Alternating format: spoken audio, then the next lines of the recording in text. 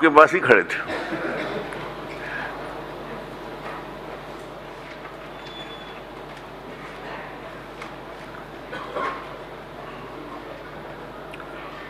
प्रश्नकाल क्रमांक 1 श्री प्रबोध मीन जी।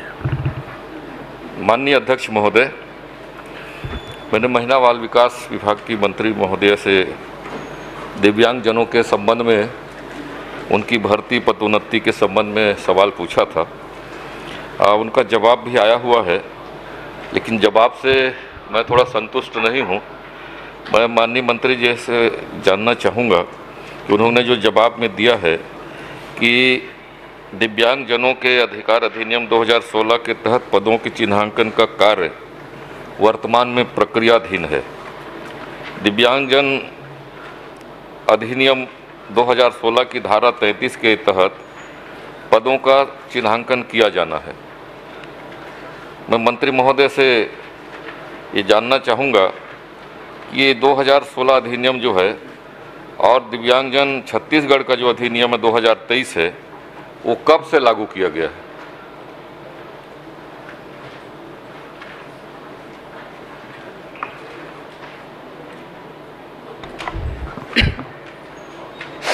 माननीय अध्यक्ष महोदय जी,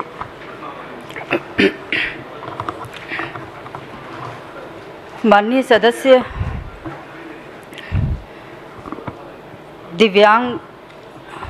दिव्यांगजन अधिकार अधिनियम 2016 में जब अधिनियम बना माननीय अध्यक्ष महोदय जी,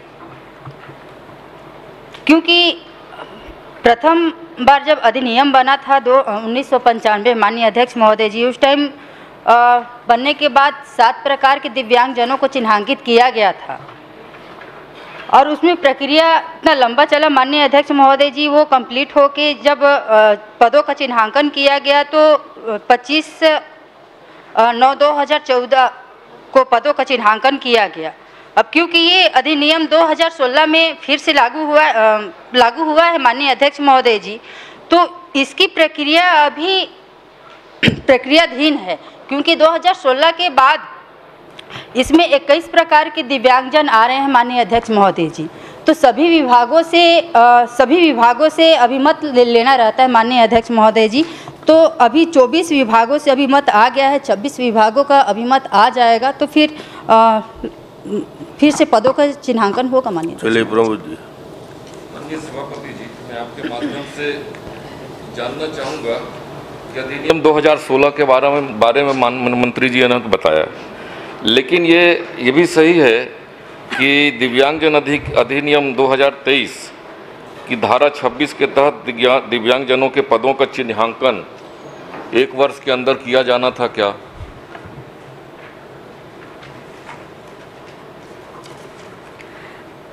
माननीय अध्यक्ष महोदय जी, जब अधिनियम बनता है तो उसकी प्रक्रिया होती है, और जब 1995 में इतनी लंबी प्रक्रिया चली, 2016 में इतनी लंबी प्रक्रिया चल रही है, तो अधिनियम 2023 में भी तो उसकी प्रक्रिया तो लंबी ही रहेगी माननीय अध्यक्ष महोदय जी।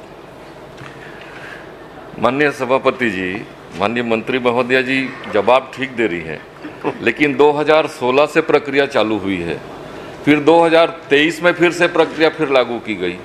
16 से लेके 23 और 23 के बाद अभी इतने लंबे वर्षों में 7 वर्ष हो गए। 7 वर्षों तक केवल चिन्हांकन का कार्य हो रहा है और दिव्यांगजनों को न उसको पदोन्नति हो पा रही है, न उनकी भर्ती हो पा रही है, और ये बड़ा संवेदनशील विषय है। और इसमें चूँकि टोटल कुल मिलाएंगे हम लोग तो 9 साल करीब निकल गए, 2025 आ गए, और इतने लंबे अंतराल तक केवल प्रक्रियाधीन है, उसकी कार्रवाई चल रही है, तो दिव्यांगजनों के साथ ये तो अन्याय है। तो मैं मंत्री महोदय से चाहूँगा कि यदि इसमें इतने लंबे वर्षों में यदि कोई यदि अधिकारी या उनके द्वारा कोई कार्रवाई नहीं हो रही है, तो क्या आप उनके ऊपर कार्रवाई करेंगे क्या? माननीय अध्यक्ष महोदय जी,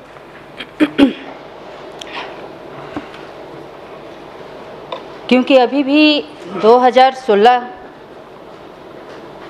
की जो कार्यवाही जो प्रक्रियाधीन है, मैं माननीय सदस्य को ये बात को पहले भी अवगत करा चुकी कि अभी तक अभिमत 24 विभागों से आया है और 26 विभागों से आना बाकी है।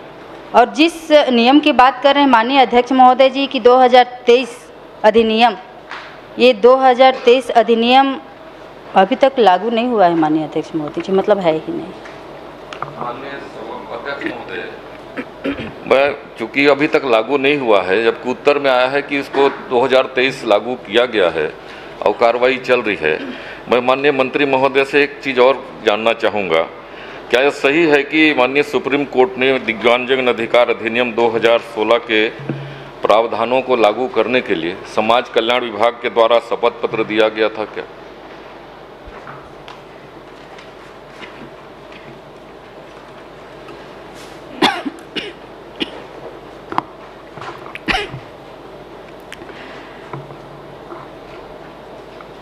माननीय अध्यक्ष महोदय जी, क्योंकि है ये संवेदनशील, क्योंकि दिव्यांगजन से जुड़ा हुआ चीज़ है माननीय अध्यक्ष महोदय जी, कहीं ना कहीं भर्ती में दिक्कतें हो रही होगी, लेकिन 2016 के एक्ट के अनुसार भर्तियां की जा रही है माननीय अध्यक्ष महोदय जी। रही बात शपथ की, तो माननीय अध्यक्ष महोदय जी इसमें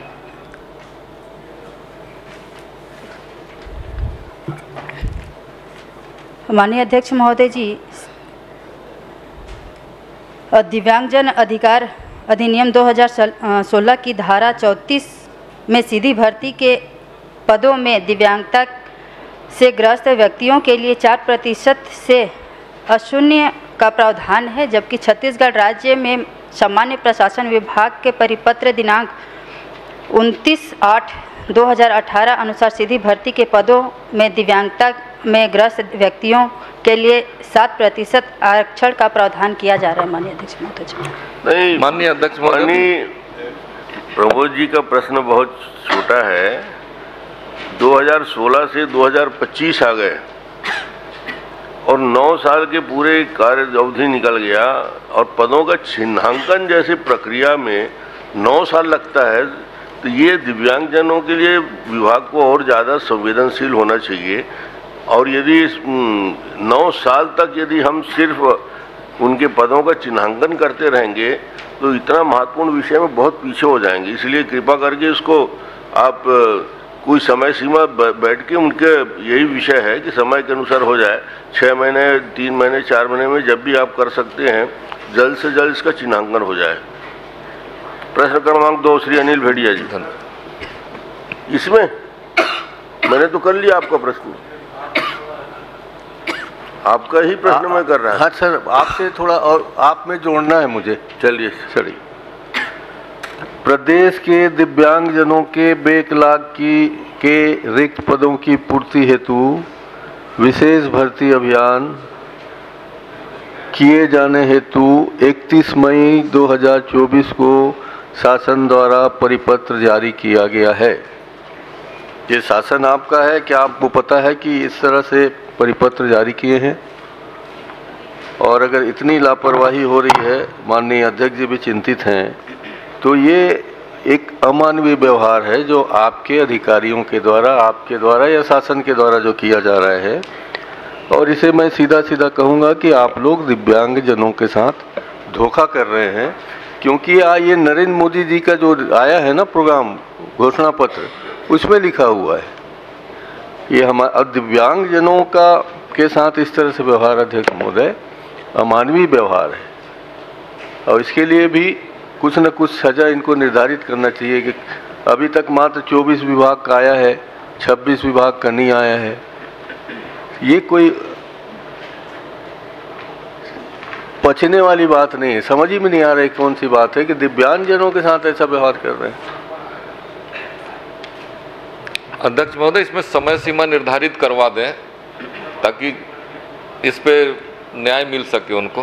क्योंकि विभिन्न विभाग इसमें जुड़े हुए हैं और सभी विभाग से उनके पदों का चिन्हांकन किया जाना आवश्यक है। आपको प्रश्न बहुत व्यापक है, तो मुझे लगता है कि मुख्य सचिव और चीफ सेक्रेटरी को इसकी चिंता करनी चाहिए और ये 6 महीने के अंदर इसको एक रास्ता निकालें।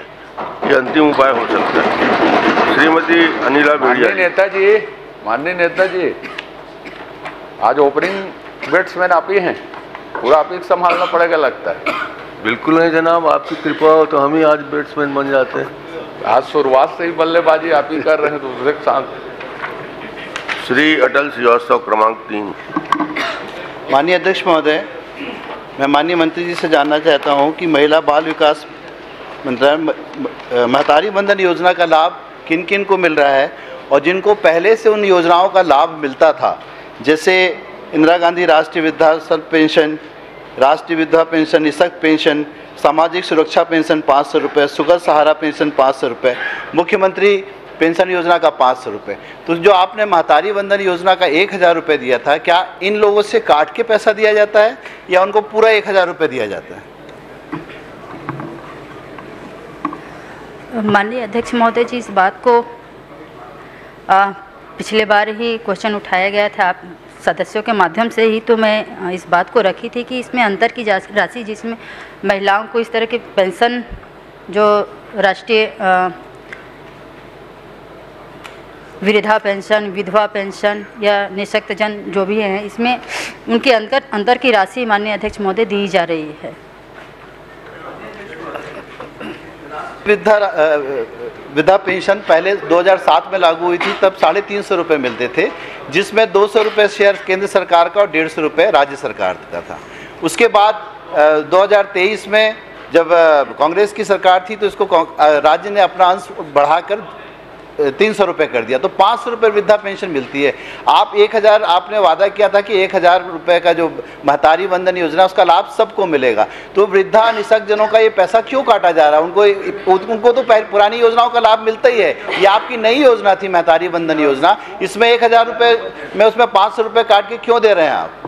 नहीं, जवाब उनका आ गया स्पष्ट, अंतर की राशि दी जा रही है, ये स्पष्ट हो गया है, इसलिए इसमें आगे बढ़ के प्रश्न करिए। माननीय अध्यक्ष महोदय जी, मैं मंत्री महोदय जी से पूछना चाह रही हूँ कि जो आप अंतर की राशि बोल रही है वो किस टाइप का अंतर का राशि है, थोड़ा समझा देंगे?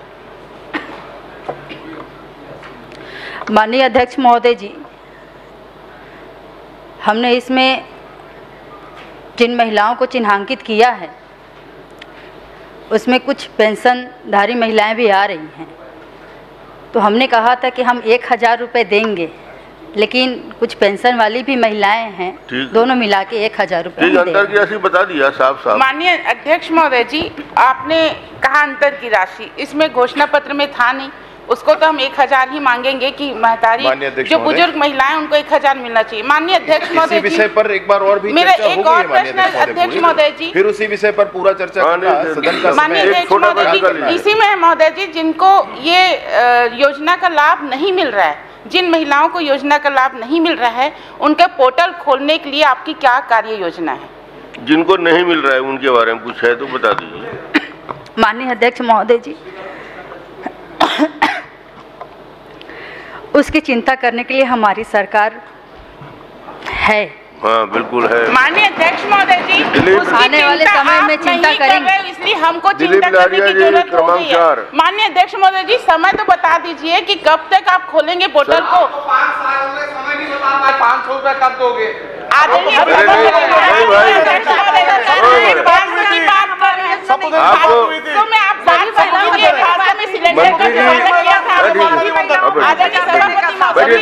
जो महिलाएं सभापति महोदय जी उनको राशि नहीं मिल रहा है, वो बार बार हमारे पास मंत्री जी सक्षम है उनको जवाब देने दीजिए, उसका समय निर्धारण कर दीजिए।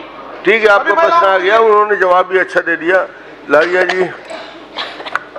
सम्माननीय अध्यक्ष जी, एक प्रश्न ये आगे बढ़ गया, चलिए। माननीय अध्यक्ष महोदय जी, मेरा प्रश्न यह है कि जिला बिलासपुर में सार्वजनिक वितरण प्रणाली के कितने केंद्र संचालित है? मेरा प्रश्न कुछ नहीं है, मेरा प्रश्न ये है कि मेरा प्रश्न कुछ नहीं है। आपसे बड़ा ये गंभीर विषय है, आप मजाक मत लीजिए, जिसमें कितने केंद्र संचालित है और कितने जो आप किराए के माध्यम से चलाते हैं, जिसमें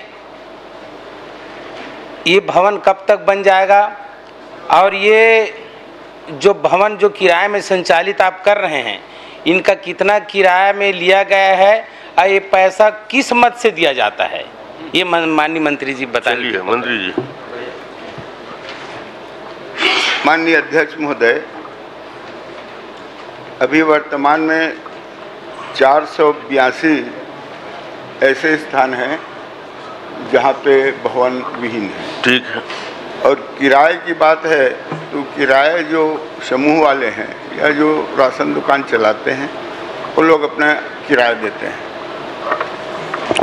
माननीय अध्यक्ष महोदय जी, ये जो समूह चलाते हैं वो किराए में दिया जाता है, कितना किराया दिया जाता है? चूँकि आपका भवन बनाने का कोई प्रावधान है, नया भवन जिसमें अलग से भवन में पीडीएस भवन नहीं बना है, तो उनको कब तक बनाया जाएगा माननीय मंत्री जी? 482 जो खाली हैं उनको कब तक बनाएंगे, कोई योजना है क्या, ये पूछ रहे हैं। माननीय अध्यक्ष महोदय, ये जो भवन है उसको बनाने का अब रोजगार गारंटी वगैरह से निवेदन करते हैं, कभी मंडी से ये निवेदन अलग अलग मदों से बनता है जी।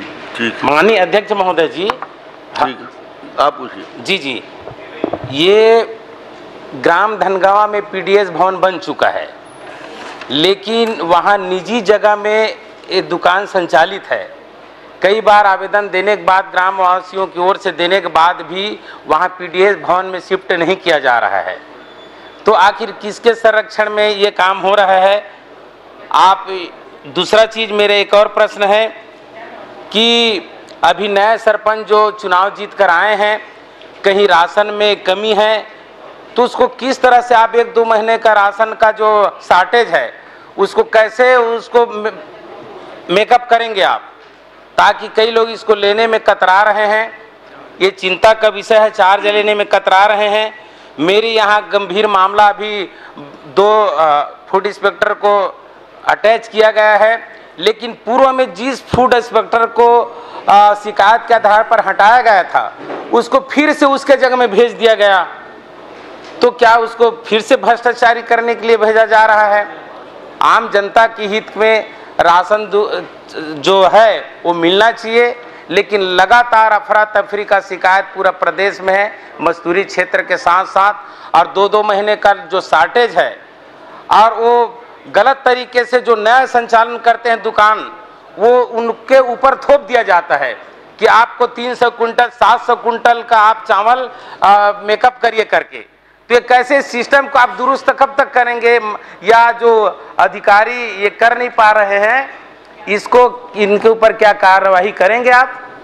हमारे यहाँ जो फूड कंट्रोलर है माननीय अध्यक्ष महोदय, गंभीर विषय है, वो एक भी दिन मॉनिटरिंग करने में क्षेत्र नहीं जाते, न ही कोई जानकारी लेते। तो जब लगातार जानकारी होता तो ऐसा घटना ही नहीं होता, किसी को जेल जाने का नौबत ही नहीं आता। तो आपका ये जो विभाग है, आप माननीय सक्षम मंत्री जी है, सीनियर हैं, थोड़ा व्यवस्थित बनाइए प्रदेश को। इसमें कई लोग जो ना चाह के भी जबरन जेल जा रहे हैं, अफरा तफरी का मामला हो रहा है। थोड़ा व्यवस्थित करिए, करेंगे बोलिए आप फटाफट जल्दी से। माननीय अध्यक्ष महोदय, पहले तो इनके गांव है धनगवा, वहाँ ये पीडीएस राशन दुकान बनकर तैयार है।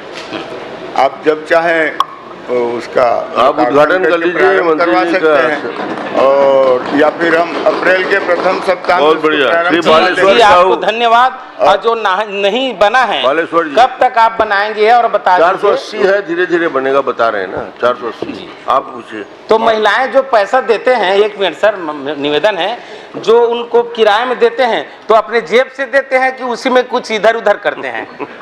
आप बता दीजिए। इधर उधर के जवाब, उनको कमीशन का राशि मिलता है माननीय अध्यक्ष। अच्छा, उसी में से वो लोग। ठीक है, हो गया, चलिए। Thank you. बलेश्वर जी। माननीय अध्यक्ष महोदय जी, अभी इसी विषय में चर्चा हो रहा था, पीडीएस दुकान के विषय में। मेरे क्षेत्र जयपुर विधानसभा में भी ऐसी मामला है, जो शासकीय उचित मूल्य दुकान संचालकों को पीडीएस, अंत्योदय, निराश्रित एवं प्राथमिकता कार्ड और बारदाना में किस किस दर से किस किस आधार पर कमीशन एवं अन्य राशि का भुगतान किया गया है। माननीय मंत्री महोदय जी, आज तक लगभग 1.5 वर्ष से पीडीएस संचालित दुकान वाले को कमीशन नहीं मिला है। और जैसे सदस्य महोदय जी ने अभी बताया कि क्या भुगतान कमीशन के राशि से करना है कि जेम से करना है, इसका जानकारी मुझे भी चाहिए, थोड़ा विस्तार से बताइए। और क्यों अभी तक कमीशन क्यों नहीं मिला है, ये भी जानना चाहता हूँ। माननीय अध्यक्ष महोदय, कुल 348 राशन दुकान में से माननीय अध्यक्ष महोदय 289 दुकान का भुगतान कर लिए गए, माने 2023 का पूर्ण भुगतान कर लिए गए माननीय अध्यक्ष महोदय। और 59 दुकान इनका भुगतान शेष है। और माननीय विधायक जी जो पूछ रहे हैं उसके यहाँ का 14 राशन दुकान है। ये 14 राशन दुकान में शॉर्टेज मिला है माननीय अध्यक्ष महोदय, इसीलिए वहाँ का भुगतान नहीं। माननीय मंत्री महोदय जी, इस जो शॉर्टेज मिला हुआ था वो एसडीएम कार्यालय में उनका निराकरण के लिए लगा हुआ था कि सक्षम न्यायालय एसडीएम कार्यालय द्वारा दुकान संचालक के पक्ष में आदेश पारित हुआ था और ये प्रकरण को नस्तीबद्ध भी कर दिया गया है। लेकिन मैं विधानसभा में जब क्वेश्चन लगाया, प्रश्न लगाया, मेरे पास आया और मेरे आने से पहले फूड इंस्पेक्टर, एसडीएम, तहसीलदार, खाद्य अधिकारी, कलेक्टर, लगभग 6 महीना से मैं लगातार इन लोग को फ़ोन भी किया कि इनका जांच करके इनका कमीशन का भुगतान दिलवा दीजिए, लेकिन आज तक नहीं हुआ। जब मैं प्रश्न लगाया तो 17/3/2025 को फिर से प्रकरण दर्ज कर लिया और पुराना प्रकरण को अनदेखा कर दिया गया है। तो क्या पुराना एसडीएम जब नस्तीबद्ध जांच करके नस्तीबद्ध हो गया है, उसके बावजूद भी आपको विश्वास नहीं है कि और उसमें क्या उसको भुगतान नहीं मिल पाएगा? अब कैसे वो संचालित करेगा? आज आपने क्या लंबा प्रश्न दिवस घोषित किया क्या? चलिए, फूड का है ना, उसको संतुष्ट करिए, इनको संतुष्ट कर दीजिए। चलिए, 1.5 साल से भुगतान नहीं मिल पाया है और 14 दुकान नहीं, 59 दुकान बता दीजिए कब दे देंगे। माननीय अध्यक्ष महोदय, सर भी थोड़ा माननीय मंत्री जी, जितना लंबा प्रश्न हुआ है ना, उत्तर भी उतना ही लंबा देना। आप पढ़ दूंगा।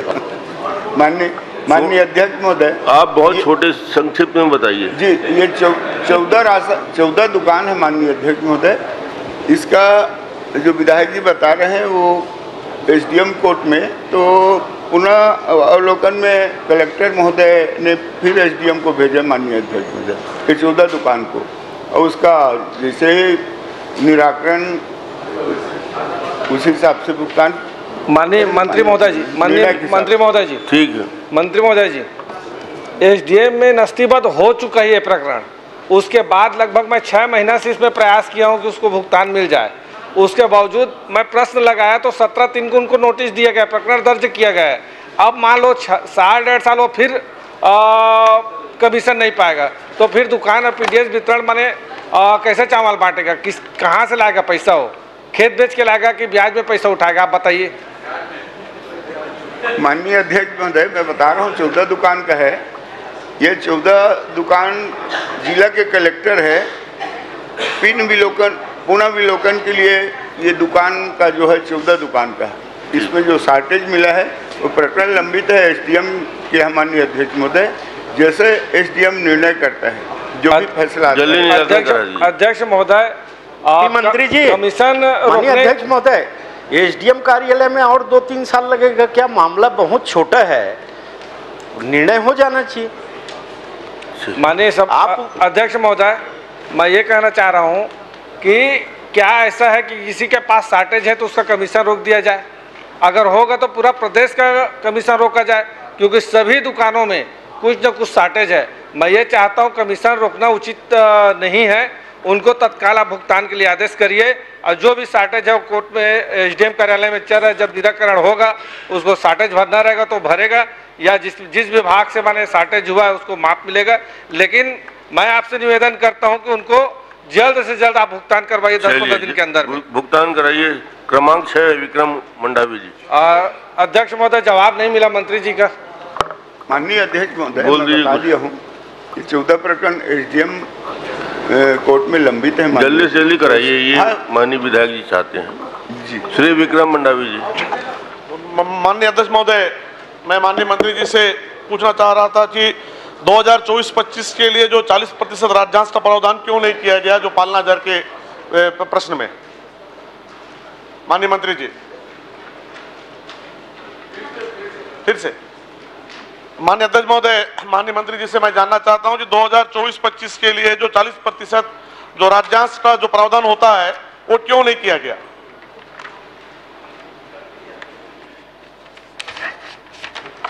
माननीय अध्यक्ष महोदय जी, 2024-25 का जो केंद्रांश और राज्यांश का भुगतान होना था वो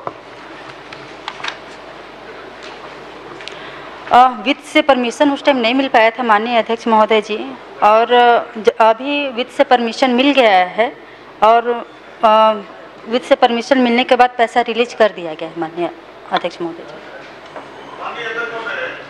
माननीय मंत्री जी ने प्रश्न में जो उत्तर में जो बताया है कि 15 फरवरी 2025 तक भी कोई राशि व्यय नहीं हुई है और दोनों राशि शेष है, तो मैं माननीय मंत्री जी से पूछना चाहता हूं, जब आप राशि शून्य है तो 175 जो पालना दर आप संचालित कर रहे हैं वो उनका व्यय किस मद से हो रहा है?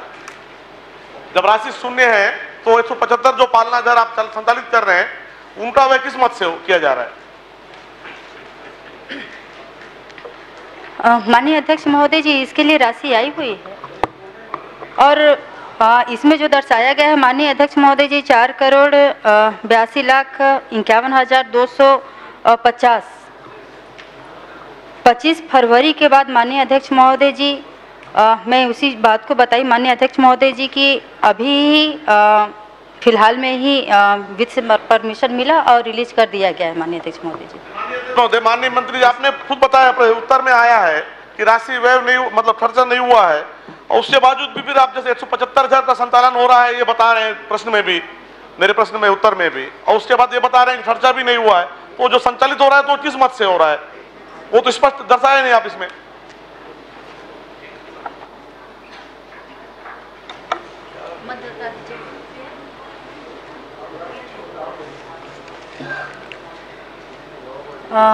माननीय अध्यक्ष महोदय जी, मत पूछ रहे हैं, मत की जानकारी मिलते ही मैं माननीय सदस्य को अवगत करा देती हूँ। चलिए ठीक, करा देंगे, जानकारी दे देंगे आप पूछ लें।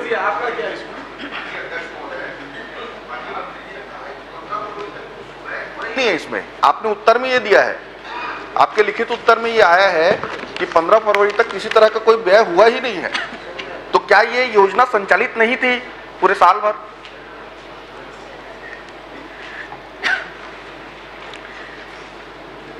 माननीय अध्यक्ष महोदय जी, योजना संचालित है।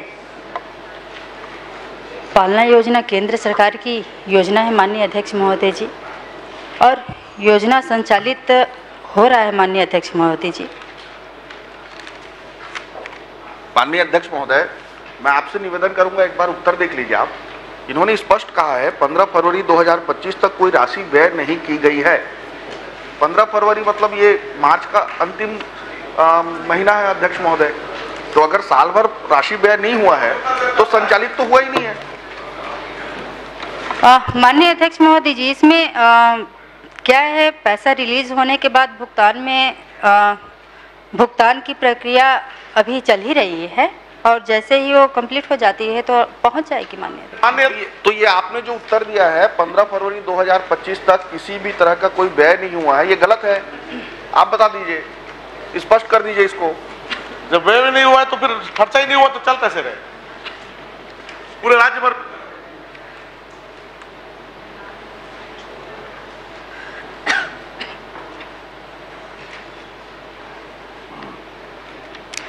माननीय अध्यक्ष महोदय जी, SNA स्पर्श मॉडल के अंतर्गत आ रही तकनीकी दिक्कतों का समाधान किया जा रहा है। 31 मार्च 2025 तक जिलों द्वारा राशि का आहरण कर व्यय कर लिया जाएगा माननीय अध्यक्ष। चलिए इंद्र साहब जी। माननीय अध्यक्ष महोदय, इसमें जवाब ही नहीं आ पा रहा है कि मैंने बार बार 2 बार पूछा कि इसमें जब खर्चा ही नहीं हो रहा है, एक तरह से मंत्री जी उत्तर दे रहे हैं कि इसमें खर्चा कुछ भी नहीं है, और दूसरी तरफ यह बता रहे हैं पूरे प्रदेश भर में 175 पालना घर चल रहा है। तो दोनों में कैसे हो सकता है? या तो 175 घर जो पालना घर चला रहे हैं वो नहीं चल रहा है, या फिर ये झूठ है। माननीय अध्यक्ष महोदय, आपसे निवेदन है आप क्लियर करवा दीजिए या आप बता दीजिए, क्योंकि हमको समझ में नहीं आ रहा है कि अगर राशि व्यय नहीं हुई है तो फिर ये संचालन चल ही नहीं रहा है। तरफ ये बताया जा रहा राशि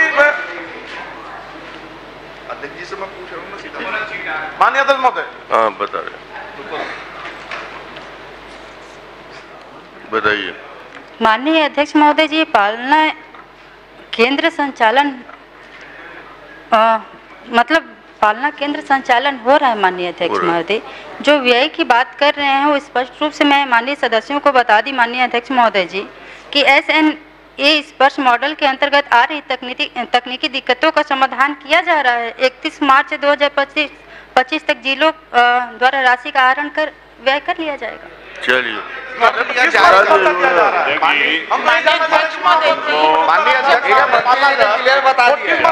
माननीय 12 बजे के बाद मंत्री जी अपने चैम्बर में चाय पीने बुला लीजिए। प्रश्न का उत्तर तो मिलना चाहिए जो क्वेश्चन किए हैं। माननीय अध्यक्ष महोदय, माननीय अध्यक्ष महोदय, आप ही देख लीजिए, इसमें स्पष्ट लिखा हुआ है कर लिया जाएगा, मतलब साल तो खत्म होने वाला है अध्यक्ष महोदय, 10 दिन बचा हुआ है, ये तो फाइनेंशियल ईयर खत्म हो जाएगा। तो क्या साल भर कोई योजना अगर आपने व्यय नहीं किया है, इसका मतलब योजना संचालित नहीं थी? आप इसको मान ले या आप ये मान ले कि आपका ये उत्तर गलत है, आपने जो लिखित में उत्तर दिया ये गलत है। दोनों बातें कैसे सही हो सकती है? या तो आपने व्यय किया, ये जो योजना है इसको संचालित किया, या इस योजना को संचालित ही नहीं किया, व्यय ही नहीं किया। आप आहरण कर लेंगे, कब करेंगे? तो ईयर एंड हो गया। नहीं, उन्होंने जवाब में पूरा पढ़ोगे 24-25 में केंद्रांश का 60% के मान से इतनी राशि मदर सेक्शन के 40% का राज्य का अंश उपलब्ध है। इसके आप दूसरे जवाब में देखेंगे, उन्होंने कहा ये राशि उपलब्ध है, तो जो काम चल रहा है इस राशि से चल रहा होगा। मतलब जो नहीं कि ये भी बताएं, ये सेकंड को आप पढ़ेंगे तो आप माननीय समझ गया, आपकी बात समझ गया। दूसरे पैरा को पढ़ लेंगे, केंद्रांश जवाब संपूर्ण है, और उसके बाद भी आपको और स्पेसिफिक कोई जानकारी चाहिए तो मंत्री जी उपलब्ध। मैं तो आपसे नहीं, मंत्री जी उपलब्ध, मैं जवाब नहीं दूंगा। मुझे उत्तर मंत्री जी से समझ में नहीं आ रहा है, मैं इसी नहीं समझ में आ गया, आपको पूरा उत्तर दोनों में दे देंगे। मेरा एक संशय है, आप उसको दूर करवा दीजिए। मेरा एक संशय है, इसने इन्होंने कहा है कि राशि व्यय नहीं की गई है, उसके बाद उन्होंने कहा है केंद्रांश उपलब्ध है। तो केंद्रांश की राशि खर्च की गई 60% और राज्य की कोई भी राशि खर्च नहीं की जाती इस योजना में, इसको स्पष्ट करवा दे मंत्री जी। चलिए, आप पूरी जानकारी इनको उपलब्ध करा देंगे। श्री इंद्र साहू जी 7वां नंबर हो गया, उपलब्ध करा देंगे आप। माननीय अध्यक्ष महोदय, कभी तो उत्तर आता नहीं है विधानसभा में। आप सभी को पूछ लीजिए, उपलब्ध कराते हैं। पूरा उत्तर तो आपको मिल चुका है, उपलब्ध कराएंगे, पूरा उत्तर मिल चुका है आप। चलिए 7वां नंबर। माननीय नेताजी, माननीय अध्यक्ष महोदय, समाज कल्याण विभाग से नहीं आगे बढ़ गए। अब चलिए 7वां नंबर में आ गए। माननीय अध्यक्ष महोदय, समाज कल्याण विभाग से माननीय मंत्री जी से मेरा बहुत छोटा 2-3 प्रश्न है कि बलौदा बाजार भाटापारा जिले में कितने पेंशन की योजनाएं लागू है, साथ में वहाँ की भुगतान की स्थिति के बारे में मेरे द्वारा जानकारी चाही गई है। माननीय मंत्री जी।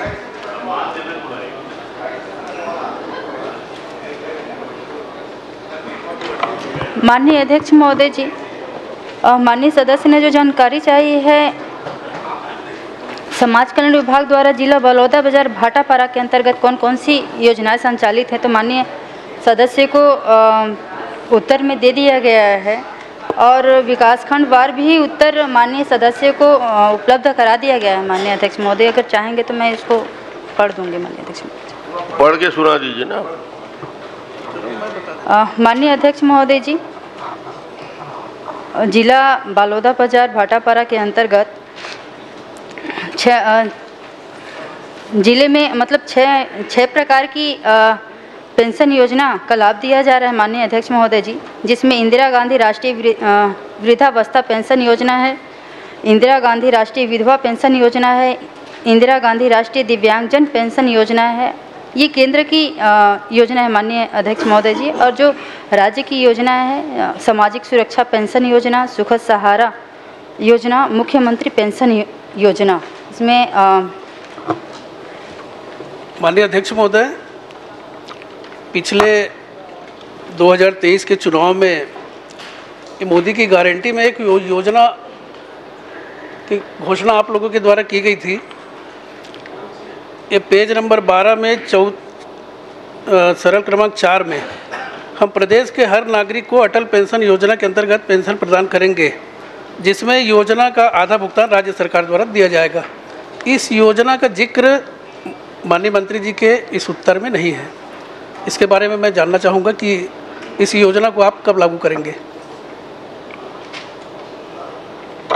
माननीय अध्यक्ष महोदय जी, विपक्ष कभी ये नहीं कहती कि जो योजना घोषणा पत्र में था वो संचालित है, उसकी तारीफ तो कभी नहीं करते, लेकिन जो बचे हुए घोषणाएं में हैं, आप चिंता मत कीजिए, धीरे धीरे करके सब हो रहा है। कम समय में बहुत सारी घोषणाएं को पूरे किए हैं, आने वाले समय में ये सबको भी करेंगे। ठीक ठीक, ऐसे 6 योजना में 100% पेमेंट हो चुका है। आप पढ़ेंगे 1 से 6 का 100% भुगतान किया जा चुका है। एक योजना के बारे में मंत्री जी ने कहा कि आगे हम आने वाले समय में उसका योजना के रूप में लेंगे। माननीय अध्यक्ष महोदय, सभी योजना तो पुरानी योजना है जो अभी वर्तमान में लागू है। माननीय अध्यक्ष महोदय, घोषणा पत्र या कोई चीज के ऊपर आपने संकल्प लेके कई चीजों का आया था, पूर्ति कर दी क्या पहले? चलिए, आपने जो पेंशन, आपने जो योजना चल रही है उसके बारे में जानकारी पूछी है और माननीय मंत्री जी ने पूरी जानकारी आपको उपलब्ध कराई है। 6 योजना की है। माननीय मुनत जी, आपको जब हर बात में ये सोचती है आपके 5 साल, आपके 5 साल, तो हम लोग जब कहते हैं आपके double engine, triple engine, 4 engine, तो उसमें आपको क्यों तकलीफ हो रही है? जब आप हमको सुनाते हैं तो आप भी सुनने का साहस रखिए। नेताजी, मैं बिल्कुल सहमत हूँ। चलिए, जो प्रश्न है, प्रश्न में आपने पूछा, आपका प्रश्न का जवाब पूरा आ गया। प्रश्न का उत्तर उन्होंने दिया है। माननीय अध्यक्ष महोदय, प्रश्न के बाहर का प्रश्न पूछ रहे हैं, इसलिए मैंने उत्तर दिया। मेरा मूल प्रश्न अभी नहीं आया है इसमें। चलिए, पूछ लीजिए।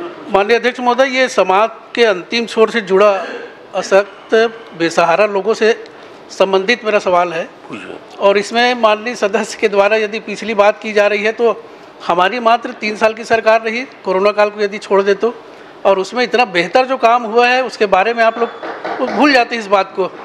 तो माननीय अध्यक्ष महोदय, मैं चाहता हूं कि जो अभी संचालित योजनाएं हैं पेंशन की, उन योजनाओं के जो पेंशन की जो राशि भुगतान है वो हमेशा 2 महीना, 3 महीना, कभी कभी 4 महीना भी हो जाता है। तो इस पर माननीय मंत्री जी से मैं चाहूँगा कि ये इसका यदि महीने के 1 से 5 तारीख के अंतराल में यदि उनका भुगतान हो तो ऐसे गरीब हितग्राहियों को बहुत लाभ मिलेगा। इससे समय में पेमेंट हो जाए और डायरेक्ट बेनिफिट ट्रांसफर में कर रहे हैं कि नहीं डीबीटी में, तो उनके खाते में सीधा पहुंच जाता होगा। समय पे पेमेंट हो जाए, बस इतनी चिंता है। जी माननीय अध्यक्ष महोदय जी, भुगतान 100% हो ही जाए, समय पे करा दीजिए। श्री व्यास कश्यप जी, 8वां। अध्यक्ष महोदय, मैंने महिला बाल विकास मंत्री से प्रश्न किया था कि जांजगीर चांपा अंतर्गत कितने अनाथालय और वृद्धाश्रम संचालित हैं। जवाब आने के लिए आया है महोदय, पर एक भी वृद्धाश्रम के विषय में जानकारी नहीं है। और एक हेल्प समिति चला रही है करके है, पर ये हेल्प समिति कहाँ संचालित है जांजगीर चांपा में?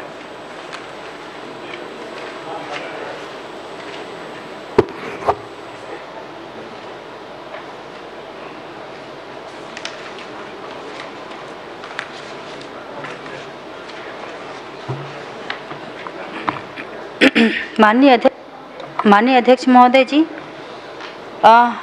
ये हेल्प समिति ये विकास खंड नवागढ़ में संचालित है माननीय अध्यक्ष महोदय जी।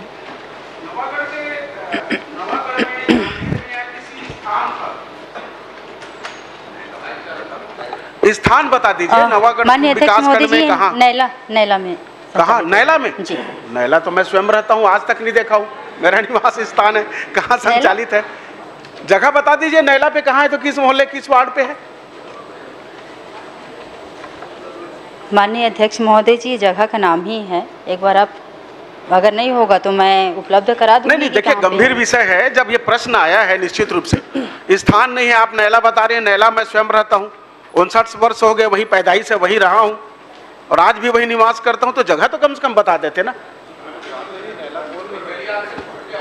नहीं, नैला में जगह तो बताते ना भाई, मैं देख कहाँ पे हेल्प समिति ये चला रही है, मैं ये पूछ रहा था खाली। नहीं, चलिए बता दीजिएगा नैला में, और पूछ लूँगा मैं आपके द्वारा ये जो जानकारी आई है। यहाँ पे एक तो अनाथालय और वृद्धाश्रम की बात है, तो एक भी वृद्धाश्रम जांजगीर चांपा जिले में शासकीय संचालित नहीं है, इसकी जानकारी भी आपके तरफ से नहीं आ पाई है। आपने जरूर जानकारी दी है कि भाई 2021 से लेकर 2025 में, ये 24 का एक प्रश्न आया था कि भाई जो बालक, एक लापता बालक जो संस्था में वापस लाने हेतु पतासाजी की जा रही है, यानी कि अभी भी एक बालक गुम है, उसकी जानकारी नहीं हो पाई है। तो कम से कम जो 6 बालक में 5 प्राप्त हो गए हैं, एक बालक अभी भी लापता है। इस लापता बालक के लिए भी अतिशीघ्र संस्था खोजे और खोज कर उनको उनके गृह, उनके घर में वापस पहुंचाए, या कि आप जो संस्था चला रहे हैं जिसकी खोजबीन में अब नैला में है, तो मैं स्वयं करूंगा सही किस संस्था के द्वारा संचालित है। महोदय, माननीय अध्यक्ष महोदय, एक विषय गंभीर विषय है, सरकार निश्चित रूप से इस विषय पर चिंतित है कि वृद्धा आश्रम और अनाथालय किसी कारण से बच्चे चले जाते हैं, अनाथालय में रहते हैं। मैंने बचपन से ही देखा है, जांजगीर में एक अनाथालय संचालित था, आज भी वहाँ बिल्डिंग बना बुनाया है, अच्छी कंडीशन में है। वहाँ तो छत्तीसगढ़ के ही नहीं वरन भारत देश के कई ऐसे बच्चे जो अनाथ होकर आते थे, वहाँ भर्ती रहते थे, उनकी पूरी व्यवस्था शासन की ओर से की जाती थी। मैं माननीय मंत्री महोदय जी से चाहूँगा कि बिल्डिंग बनी बुनाई है, व्यवस्था बनी बुनाई है, तो क्या उस संस्था का, उस जगह का भविष्य में अनाथालय या वृद्धाश्रम के लिए आप उपयोग करेंगे कि प्राइवेट संस्था के ऊपर ही भरोसा करेंगे? सरकार इस विषय में जांजगीर चांपा ही क्यों, पूरे प्रदेश में शासकीय स्तर पर हम क्या कर रहे हैं, यह मैं थोड़ी सी जानकारी चाहूँगा मंत्री महोदय।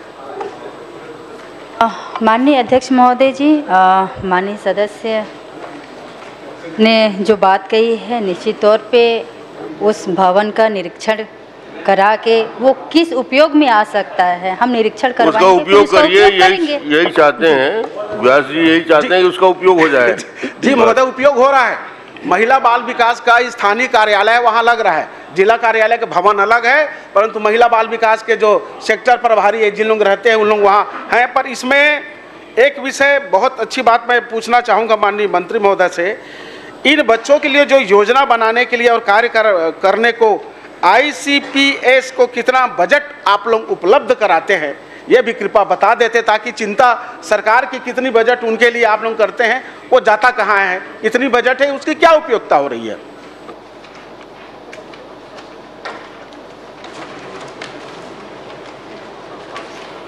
बजट के बारे में डिटेल जानकारी उपलब्ध करा देंगे श्री देवेंद्र यादव जी। धन्यवाद। मैं आपने कह दिया तो उनकी तरफ से उत्तर मैं मान लेता हूं, इनकी जानकारी उपलब्ध करा देंगे। धन्यवाद। श्रीमती भावना वोरा जी। धन्यवाद अध्यक्ष महोदय जी। अध्यक्ष महोदय जी, मेरा सवाल प्रधानमंत्री गरीब कल्याण अन्न योजना के संबंध में है। मैं इसमें इतना जानना चाहती हूँ अध्यक्ष महोदय जी कि प्रदेश में कितने पात्र हितग्राही हैं जिन्हें PM गरीब कल्याण अन्न योजना का लाभ नहीं मिल पा रहा है। जो पात्र हितग्राही हैं उनमें से कितने को ये लाभ नहीं मिल पा रहा है?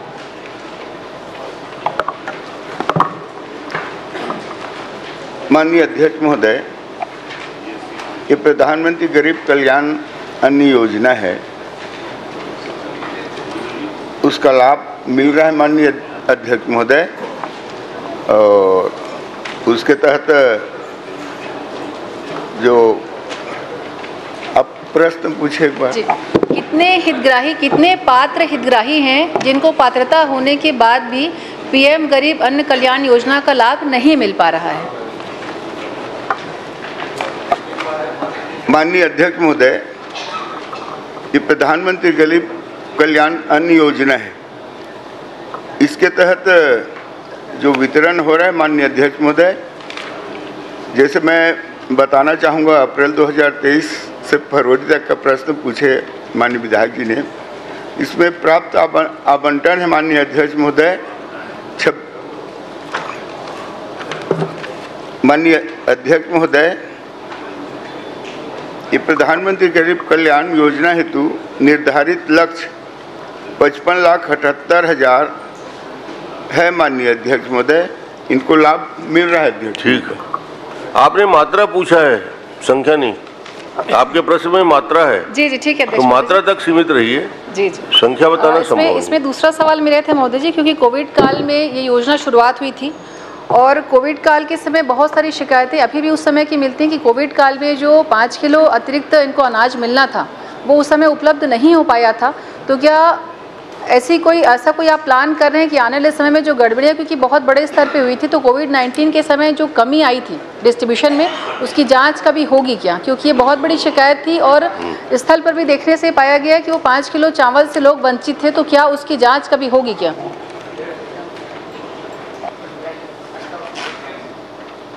माननीय अध्यक्ष महोदय, ये प्रश्न नहीं है माननीय अध्यक्ष महोदय, देख लीजिए, इनका प्रश्न है माननीय अध्यक्ष महोदय, प्रधानमंत्री गरीब कल्याण अन्न योजना 36 निवास गरीब परिवारों के लिए प्रति माह कितना, ये प्रश्न है अध्यक्ष महोदय जी। मेरा पूरक प्रश्न है जो मैं पूछ रही हूँ, ये पूरक में ये पूछ रहे हैं 5 किलो जो अतिरिक्त मिलता था, क्या गड़बड़ी हुई है तो उसकी जांच करा लेंगे क्या? ये पूछ रही हूँ। जी करा ले तो अच्छा है। शिकायत नहीं है माननीय अध्यक्ष में, जो भी है बता दें। शिकायत आई है महोदय जी, इसलिए पूछी थी मैं। 2019 के टाइम का ये केस है। जांच उसको बता दे, कोई करवाने में बहुत उदार है। जांच करवाने में दयालदास जी से उदार मंत्री कोई नहीं, पूरी अवगत भर करा दे उनको, कोई पूरी पारदर्शिता से करते हैं। वही चलिए जवाब क्या है, मैं नहीं समझ पाई। जांच होगी या नहीं होगी? देखिए माननीय अध्यक्ष महोदय, मैं बताया हूँ इसका लाभ 97% को मिल रहा है। मेरा सवाल महोदय जी, मेरा सवाल मैं एक बार रिपीट कर देती हूँ। कोविड-19 के समय जो पात्र हितग्राही थे जिनको 5 किलो चावल का लाभ नहीं मिल पाया, जो प्रधानमंत्री जी की योजना थी, तो उस चावल नहीं मिल पाया है, तो क्या अब उसकी जांच होगी क्या? कोविड-19 के समय की, मतलब 2019-20 की मैं बात कर रही हूँ। महोदय पुरानी बात पूछ रही हैं। ये प्रश्न नहीं है माननीय अध्यक्ष महोदय। उद्भूत नहीं होता। चलिए राजेश जी। माननीय अध्यक्ष जी, राजेश जी पूछ लो। माननीय सदस्य भावना जी ने जो प्रश्न पूछा है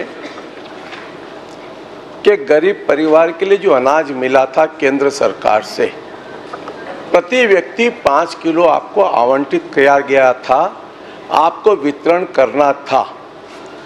जो वंचित व्यक्ति रहे हैं, जिस परिवार में 1 व्यक्ति था, जिस परिवार में 2 व्यक्ति थे, जिस परिवार में 3 व्यक्ति थे, उन परिवार को केंद्र सरकार ने छत्तीसगढ़ सरकार को चावल आवंटित किया था। वो वंचित क्यों थे और कितने परिवार वंचित हैं, यह स्पष्ट कर दें। मोदी जी जवाब की उम्मीद करते हैं, क्योंकि बहुत बड़ा केस था और यहाँ से हमें अगर जवाब नहीं मिलेगा तो फिर और अन्य माध्यम हमारे लिए है नहीं कोई पूछने का।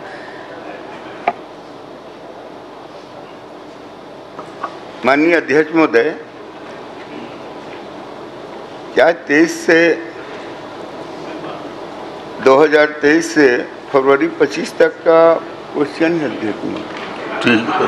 और 2019-20 का है महोदय जी, 2019-20 कोविड काल के टाइम का है, कोरोना महामारी के समय का। असल में आपका प्रश्न का संदर्भ 23 से 25 का है और आप 19 में पहुंच गए, तो मंत्री जी 19 में पहुंचने में टाइम लगेगा। तो आपका प्रश्न पढ़िए ना, 23 से 25 का है, नहीं तो और आप पहुंच गए 19 में, तो 3-4 साल पुरानी घटना का इनको सूचना रहेगा, तभी जानकारी उपलब्ध करा देंगे मंत्री जी। अवगत करवा दे, माननीय अध्यक्ष अवगत करवाने में जांच करवा देंगे क्या? ये चलिए माननीय अध्यक्ष जी जितना ही जवाब होता है उसका मैं इतना ही पूछ रहा हूँ कि अभी भी केंद्र सरकार से मिल रहा है क्या? क्या उन परिवार को आप दे रहे हैं क्या? खाली ये बता दें बस। पुराना मैं नहीं पूछ रहा, 19 का। हाँ, नया जो वर्तमान में केंद्र सरकार से आज भी प्रति व्यक्ति 5 किलो चावल आपको केंद्र सरकार से मुफ्त में 2028 तक केंद्र सरकार दे रही, क्या उन सब परिवार को दे रहे हैं क्या? ये स्पष्ट कर दें।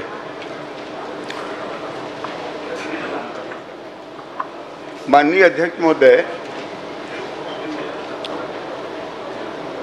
ये अतिरिक्त आवंटन अभी नहीं मिल रहा है। नहीं मिल रहा है। चलिए कार्ड है उससे पुन्नूलाल मोहले क्रमांक 11। माननीय अध्यक्ष जी नहीं मिल रहा है, जवाब तो आ गया, अब क्या करें? पुन्नूलाल जी। माननीय अध्यक्ष महोदय, मेरा प्रश्न उत्तर खरीदी गुड़ तो बताया, चना खरीदी का नहीं बताया, और चना खरीदी का निवेदन नहीं हुआ है। तो निविदा जब नहीं हुआ तो किस के माध्यम से तो 40 लाख मीट्रिक टन जो चना है कहाँ से खरीदा? या तो फिर मैं पूछ देता हूँ, नहीं है तो राज्य शासन द्वारा सार्वजनिक वितरण प्रणाली के तहत केंद्रीय कृषि मंत्रालय से माह 2024 में जो 40 टन रा बिना साफ किए चना का खरीदा गया था, ये बता दें बिना निवेदक।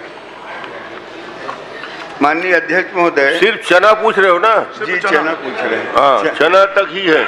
माननीय अध्यक्ष महोदय, वर्ष 2024-25 में अक्टूबर से दिसंबर 2024 तक का बैकलॉग का चना फरवरी मार्च 2025 में वितरण किया जा रहा है। माननीय अध्यक्ष, चलिए अब दूसरा। मैं वितरण की बातें नहीं कर रहा हूँ, आज भी बता देना चना बिना निवेदक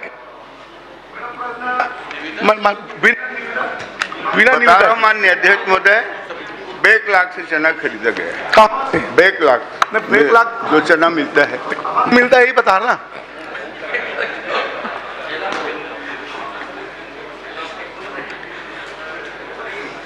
माननीय मंत्री जी, ये खुद खाद्य मंत्री रहे हुए हैं, मालूम है। खाद्य मंत्री भर नहीं, एक बार उनके प्रभारी मंत्री ये रहे और इनके प्रभारी मंत्री वो रहे और फूड इनके पास, फूड उनके पास है। जब पड़ोसी हो तो पूछ लिया करो ना। वो ठीक है, माननीय मंत्री आप ही बोलते फिर क्यों आप काय बोलते हैं? इस कारण चलिए छोटा प्रश्न कर लीजिए। मैं सामान्य है, प्रश्न कर लीजिए, कोई बात। माननीय मंत्री जी बता रहा हूँ। अच्छा बता दीजिए मेरे। 40,000 टन भारत सरकार से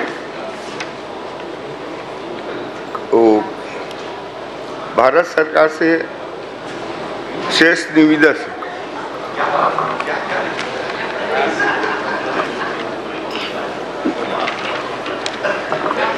40,000 टन 40,000 टन भारत सरकार से नाफेड से और शेष निविदा से। चलिए आगे प्रश्न करिए। नाफेड हो गया क्लियर। आप चना खरीदा, मिलिंग पैकेजिंग की प्रक्रिया क्या? अब इतना बारीक में मत जाओ भाई। माननीय अध्यक्ष महोदय, दोनों एक ही समाज से मंत्री हैं। पहले ये बने थे कि ये बने फूड मिनिस्टर हैं। हाँ, मतलब मामला तो फूड में सब समझ में आता है सर, चना चावल सब का।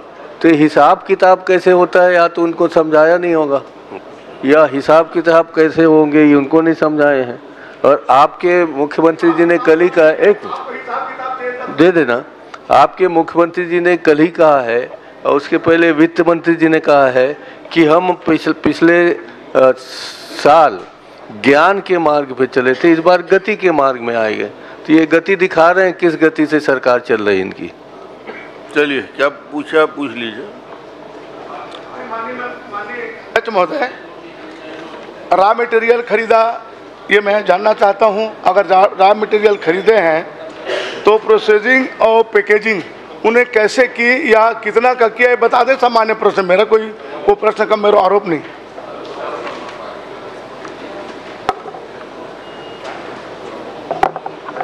माननीय अध्यक्ष महोदय, चना वितरण पैकेट बनाकर ही पैकेट बना के देते हैं। चलिए, श्री संदीप साहू 12।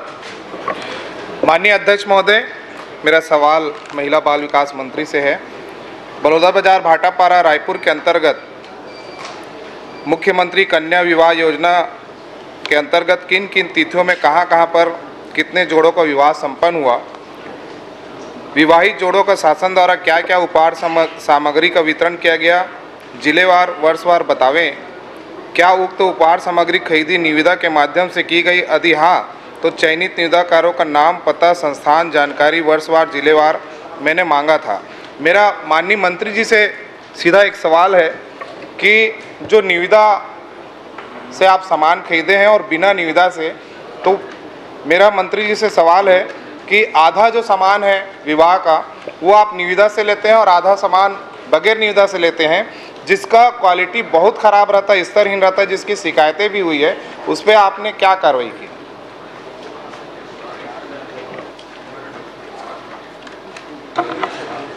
माननीय अध्यक्ष महोदय जी,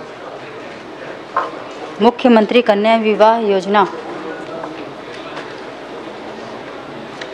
ये मुख्यमंत्री कन्या विवाह योजना माननीय अध्यक्ष महोदय जी, जब आप मुख्यमंत्री थे उस टाइम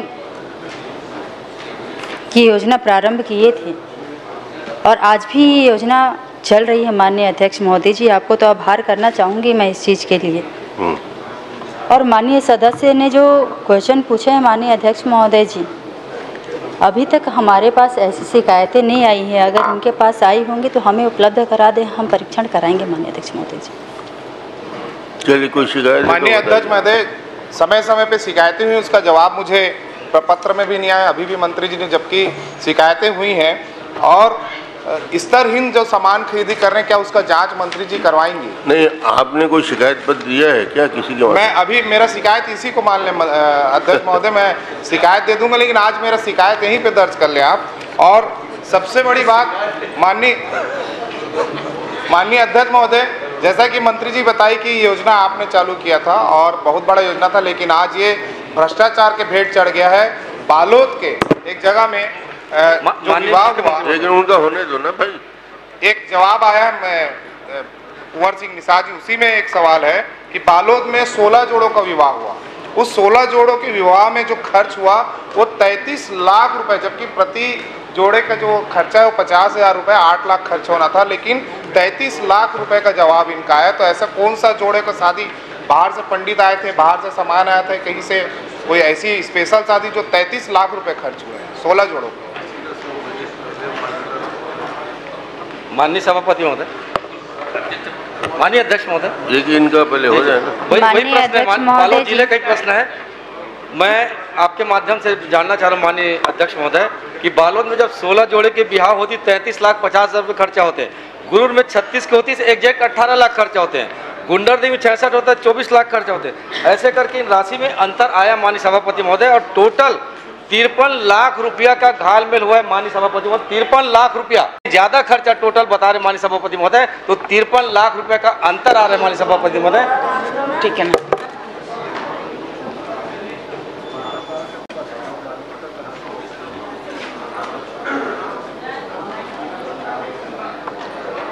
माननीय अध्यक्ष महोदय जी, प्रति जोड़ा 50,000 रुपये का खर्च है माननीय अध्यक्ष महोदय जी, जिसमें विवाह आयोजन व्यवस्था परिवहन पर व्यय 8,000 रुपये। मतलब अभी पूरी हमारे सामान्य विष्णुदेव साय जी के सुशासन में पूरी पारदर्शिता के साथ मुख्यमंत्री कन्या विवाह आयोजन कराया जा रहा है माननीय महोदय जी, जिसमें विवाह आयोजन व्यवस्था परिवहन पर व्यय 8,000 रुपये, वर वधू के श्रृंगार पर उपहार सामग्री 7,000 रुपये, और जो हम वधु को